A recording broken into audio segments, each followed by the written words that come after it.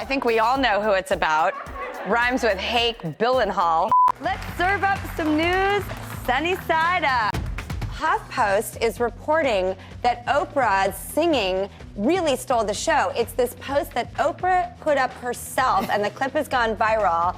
It's Oprah singing along so hard and maybe not knowing all the words. Have you ever been to karaoke with Oprah? She's not a karaoke girl. I'm telling you, it's just... Karaoke? Can you imagine? It's not, honest to God, it's not her But thing. you guys have taken road trips. Yes, we have. So who sings during the road trip? Nate, that's a really good point.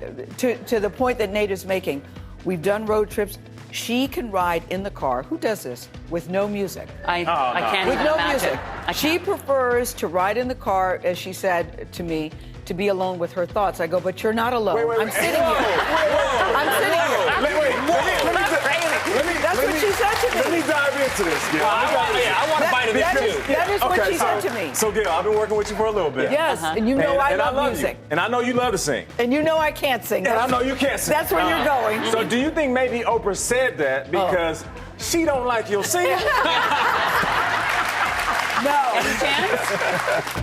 The Boston Globe reports that she just released her re-recorded Red album, and it's stacked. It's got 30 tracks, clocking in at over 2 hours of music. And then she hit us with a 10-minute performance of All Too Well on SNL this weekend. And released not one, but 2 new videos, one directed by Tay-Tay herself, and the other by friend and collaborator Blake Lively. Ross, not only what is she gonna do next, but do we think she sleeps? I know, right? So this is what Taylor did during the pandemic. Girl, take a day off. Do you feel like, right, we're lazy compared to her. And that 10-minute song, All Too Well. So this was the song that is rumored to be about. Can we go there? Rumored? Well, I think we all know who it's about. Rhymes with Jake Gyllenhaal. Yes! So I woke up Sunday morning and trending on Twitter was Jake Gyllenhaal. And of course I clicked to see why. Imagine if you were him though. It's just another Sunday. Good morning. Insider reports Meghan Markle has one suggestion. She thinks that Instagram should add a dislike button. She says it would allow people to show they disagree without having to pile on more and more negative comments. She and Harry famously quit social media after all the toxic messages. Harry recently cited one interesting report that found 70% of the hate speech aimed at Meghan came from just 50 accounts. Really? It's, you know, what this made me realize also is if I was to try and find some positive aspect of this, that I thought that maybe instead of everybody going bananas and being mean to each other, maybe these smaller sources are just getting blown up out of proportion and seeming like the bigger picture, when if you get down to the root of the root and the bud of the bud, maybe it's a little more narrow and not so widespread, the negativity. So I thought, as much as this was so illuminating, maybe it goes to show that there is not as much vitriol out on the planet. Maybe it's coming from smaller sources and sort of, you know, getting blown out of proportion. Like it's a small negative minority who's just real loud? I think that's what my naive, optimistic, you know, happy, positive person wants to believe. But that is a fascinating stat. I would have not guessed that. No. Well, I want to quote the great Taylor Swift, haters gonna hate, hate, hate, hate, hate. No matter what you do. The thing about a dislike button is to me, it feels like a welcome mat for negativity. It's, you know, it's too many options, like or dislike. People are negative enough online. You know what I'd rather have than a dislike button? A big old block button. Because if you come at me and you're negative, peace out, goodbye. Yes. You can block people. Yeah, but it's like a 3-step process. They're like, are you sure you want to block them? Have you thought about it? Are you really sure? Girl, I'm sure. Time Out reports that the streaming service has purchased the Bay Theater in Pacific Palisades. It's a legendary theater that closed over the pandemic, but Netflix is opening it back up to feature films in the Netflix library, like their new Western, The Harder They Fall, and Adam McKay's Don't Look Up.